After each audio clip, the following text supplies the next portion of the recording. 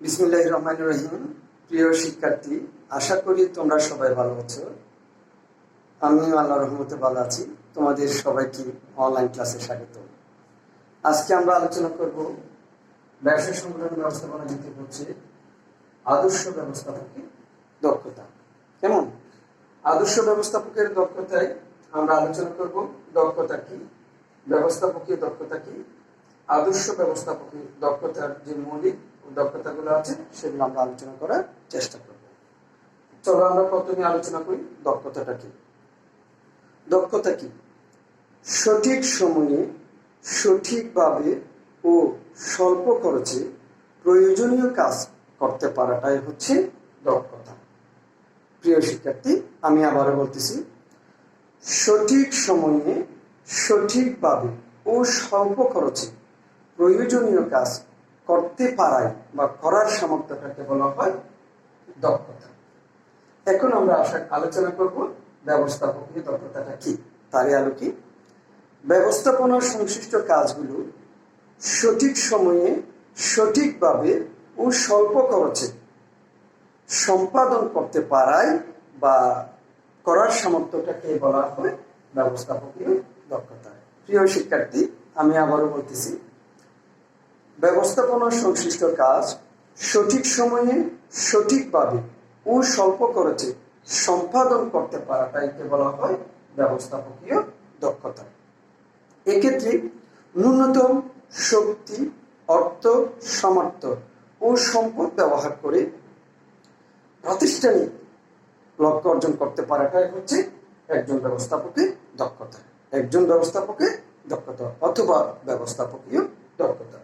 প্রিয় শিক্ষার্থী, আশা করি তোমরা বুঝতে পারছো ব্যবস্থাপকীয় দক্ষতাটা কি। একজন আদর্শ ব্যবস্থাপকের মৌলিক যে 4টা দক্ষতা আছে সেগুলো নিয়ে আমরা আলোচনা করার চেষ্টা করব। প্রথমটা হচ্ছে কারিগরি দক্ষতা। প্রথমটা হচ্ছে কি বলতো? কারিগরি দক্ষতা। কারিগরি দক্ষতাটা কি? প্রতিটা কাজ সম্পাদনে পদ্ধতি, কৌশল ও যন্ত্রপাতি ব্যবহৃত হয় বা ব্যবহার করা হয় তা সঠিকভাবে ব্যবহার করতে পারাটাই হচ্ছে কারিগরি দক্ষতা। প্রিয় শিক্ষার্থী, আমি আবারও বলতেছি, প্রতিটা কাজ সম্পাদনে যে পদ্ধতি, কৌশল ও যন্ত্রপাতি ব্যবহার করা হয় বা ব্যবহৃত হয় তা সঠিকভাবে করতে পারাটাই হচ্ছে কারিগরি দক্ষতা। নিম্ন স্তরের ব্যবস্থাপকদের কারিগরি দক্ষতাটা থাকা আবশ্যক, কারণ তারা সরাসরি অধস্তনদের সাথে জড়িত এবং অধস্তনের বিভিন্ন সমস্যা ও সমাধানের ক্ষেত্রে তারা সরাসরি সম্পৃক্ত থাকে। যেই প্রতিষ্ঠানের ব্যবস্থাপকদের কারিগরি দক্ষতা ভালো, সেই প্রতিষ্ঠান তত বেশি সফল এবং প্রতিষ্ঠানের যে লক্ষ্যটা আছে সেটা বাস্তবায়ন করাটাকে হয় সহজ হয়। এক্ষেত্রে প্রতিষ্ঠানের সফলতা অর্জনে ব্যবস্থাপকদের কারিগরি দক্ষতার কোনো কি বিকল্প নেই। তাই একজন আদর্শ ব্যবস্থাপককে অবশ্যই কি রাখতে হবে? কারিগরি দক্ষতা বা জ্ঞান থাকতে হবে। প্রিয় শিক্ষার্থী, আশা করি তোমরা বুঝতে পারছো। এখন আমরা যেটা আলোচনা করবো সেটা হচ্ছে মানবীয় বা আন্তঃব্যক্তিক দক্ষতা। মানবীয় বা আন্তঃব্যক্তিক দক্ষতাটা কি?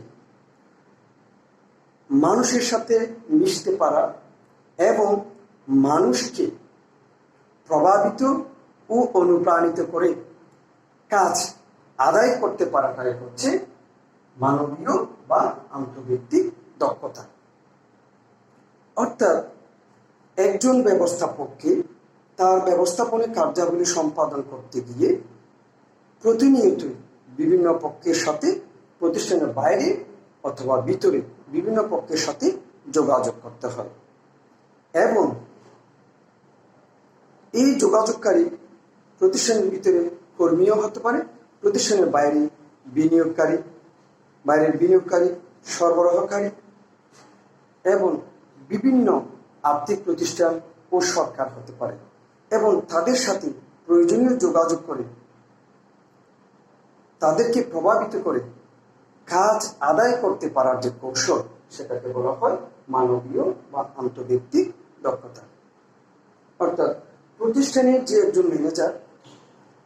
সে কাজটা হচ্ছে মানুষকে প্রভাবিত করে, অনুপ্রাণিত করে কাজটা আদায় করতে পারার যে দক্ষতা, সেটাকে বলা হয় মানবীয় বা আন্তঃব্যক্তিক দক্ষতা। মানবীয় এবং আন্তঃব্যক্তিক দক্ষতাটা প্রতিষ্ঠানের সব স্তরের ব্যবস্থাপকদের থাকা জরুরি এবং প্রতিষ্ঠানের সফলতা অনেকাংশ এই মানবীয় বা আন্তঃব্যক্তিক দক্ষতার উপর নির্ভরশীল। প্রিয় শিক্ষার্থী, আশা করি তোমরা বুঝতে পারছো। তবু আমি আবার বলতেছি, মানবীয় বা আন্তঃব্যক্তিক দক্ষতাটা কি?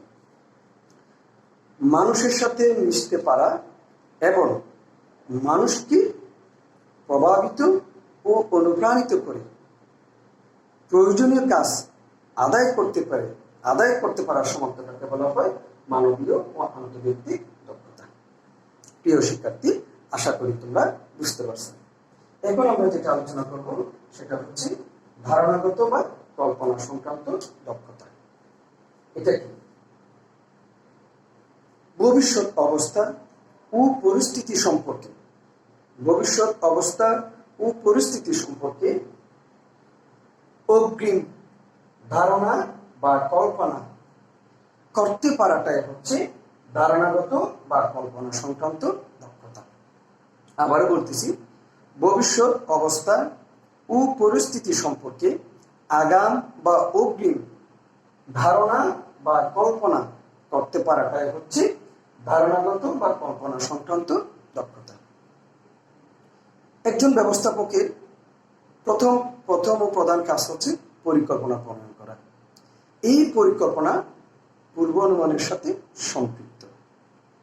সঠিকভাবে পূর্ব অনুমান করে পরিকল্পনা প্রণয়ন ও নির্দেশনা প্রণয়ন বা নির্দেশ প্রদান ধারণাগত বা কল্পনা সংক্রান্ত দক্ষতার সাথে অন্তর্ভুক্ত। শুধু পরিকল্পনা প্রণয়ন করলে হবে না, তা কিভাবে লাভজনকভাবে বা সাফল্যভাবে বাস্তবায়ন করা যায় তার জন্য প্রয়োজনীয় নীতিমালা ও দীর্ঘমেয়াদী পরিকল্পনা ইত্যাদি গ্রহণ ধারণাগত বা কল্পনা সংক্রান্ত দক্ষতার সাথে অন্তর্ভুক্ত। প্রিয় শিক্ষার্থী, আশা করি তোমরা বুঝতে পারছো। এখন আমরা যেটা আলোচনা করব সেটা হচ্ছে সমস্যা অনুধাবনী দক্ষতা। কোন সমস্যা প্রকৃতি দ্রুত বুঝতে পারার ক্ষমতাটাকে বলা হয় সমস্যা অনুধাবনী দক্ষতা। কোন সমস্যা ও এর প্রকৃতি দ্রুত বুঝতে পারা বা অনুধাবন করতে পারার ক্ষমতাটাকে বলা হয় সমস্যা অনুধাবনী দক্ষতা। একজন ব্যবস্থাপকীয় কার্যাবলী সম্পাদন করতে গিয়ে প্রতিনিয়ত অনেকগুলো সমস্যা মোকাবেলা করতে হয়, অনেকগুলো সমস্যার সম্মুখীন হতে হয়।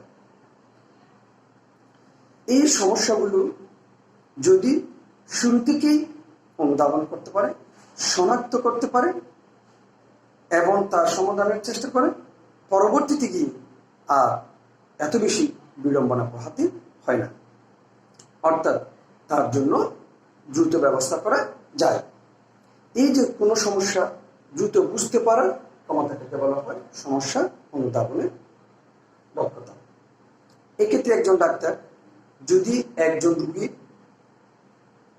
রোগটা দ্রুত শনাক্ত করতে পারে, তাহলে তা যেমনি রোগ নিরাময়ী গুরুত্বপূর্ণ ভূমিকা পালন করে, ঠিক একজন ব্যবস্থাপক যদি প্রতিষ্ঠানের সমস্যাগুলো যদি দ্রুত শনাক্ত করতে পারে, দ্রুত বুঝতে পারে, তাহলে সমাধানের পথটা সহজ হয় এবং প্রতিষ্ঠানের যে মূল লক্ষ্যটা আছে সেটা বাস্তবায়ন করাটাও সহজ হয়।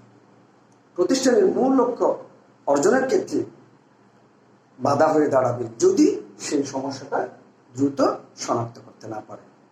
এটা উচ্চ ও মধ্যস্তরের ব্যবস্থাপকদের এই ধারণা থাকা খুবই জরুরি। প্রিয় শিক্ষার্থী, আশা করি তোমরা বুঝতে পারছো। তাহলে আজ এতটুকুই। তোমরা ভালো থাকবে, সুস্থ থাকবে, স্বাস্থ্যবিধি মেনে চলবে। ধন্যবাদ সবাই।